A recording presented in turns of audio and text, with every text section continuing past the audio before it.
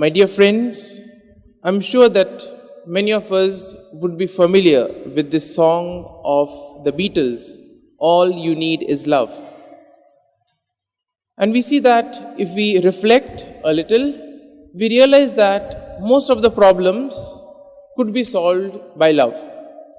For example, if somebody is angry with us, but if we show a loving gesture or do an act of kindness, we see that that person's anger will slowly fade away.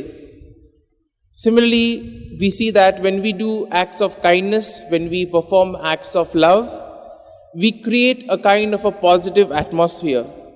And we see that these positive feelings, these positive vibrations help to make the world a much better place, a place free from hatred and violence. Similarly, we also see that love conquers all. Why? Because love does not discriminate, neither does it divide. On the other hand, it brings people together. It helps them to make the world a much better place.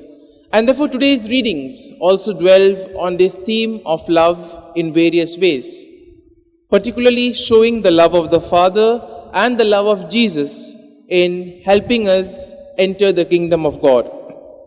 Now today's first reading is particularly important because of the Cornelius event.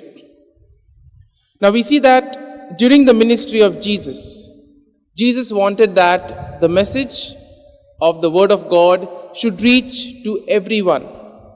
And that is why we see that Jesus did not restrict himself to a small group.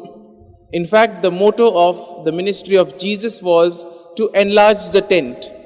That means to get as many as people in order so that they may have an experience of the Heavenly Father. And therefore, Jesus would be seen interacting with sinners, tax collectors, eating with them, and also talking to them, helping them come and enter the kingdom of God. And then when we see the work of the early apostles, we see that initially they themselves had thought that the message was only for the Jews, and therefore they were focused on only the Jewish section of the people.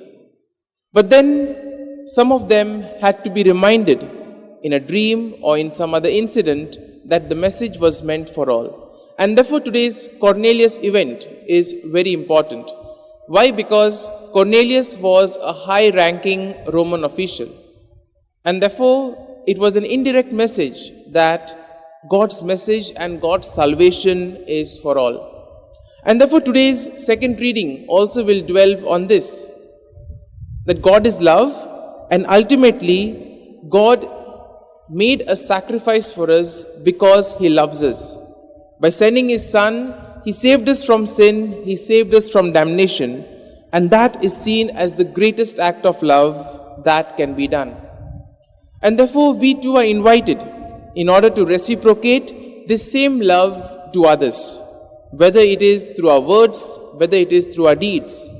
And in this way we see that our acts of love, our acts of charity, our acts of kindness will definitely help to solve most of the problems in our lives. Now today's gospel passage is particularly important because it is a kind of a culmination of the readings that we have heard in this entire week. We see that Jesus tells us to abide in me. And therefore abiding in Jesus or remaining in Jesus is important, particularly if we want to radiate His message, radiate His love and mercy to the world. And therefore we see that Jesus gives various examples like the vine and the branches. And therefore when we are united with Jesus, we see that all our challenges that we have in life, it becomes a little bit easier because He gives us the grace in order to deal with it. And therefore we see that Jesus now tells us and gives us a commandment to love one another. And therefore by this commandment, He invites us that we are to become another Christ, that our words, our actions should help others recognize the presence of Christ amongst us. So therefore, as we reflect on today's readings, we ask the Lord to give us the grace that all our words, our acts may be filled with love, so that in our families, in our society, we may be able to create a much better world where mercy, love, and the joy of Jesus is easily seen and recognized. Amen.